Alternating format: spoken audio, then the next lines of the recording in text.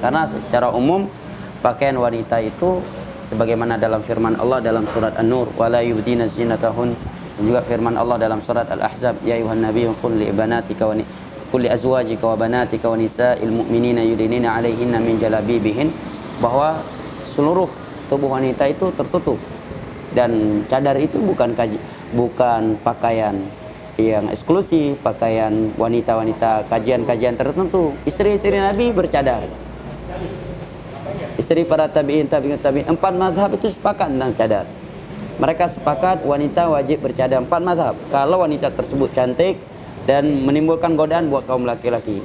Dan mereka sepakat kalau wanita itu memakai cadar lebih afdal. Hanya saja mereka berselisih. Kalau wanita tersebut wajahnya ya mungkin tidak terlalu menggoda, karena mungkin nilainya cuma 3,6.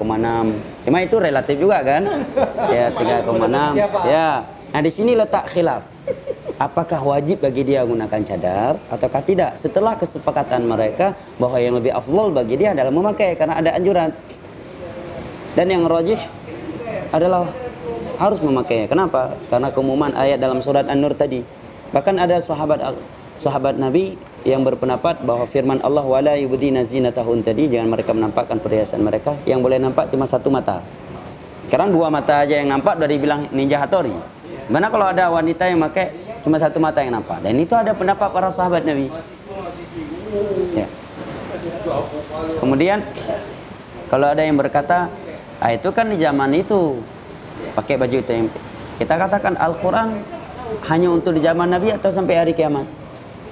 Berlaku Al-Quran untuk sampai hari kiamat. Dan masalah pakaian tadi dalam 2 surat, surat An-Nur dan Al-Ahzab, dan itu sampai hari kiamat.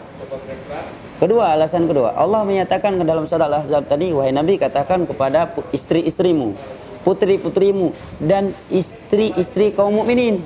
Menunjukkan umum, bukan hanya untuk istri-istri Nabi, bukan pula hanya untuk putri-putri beliau.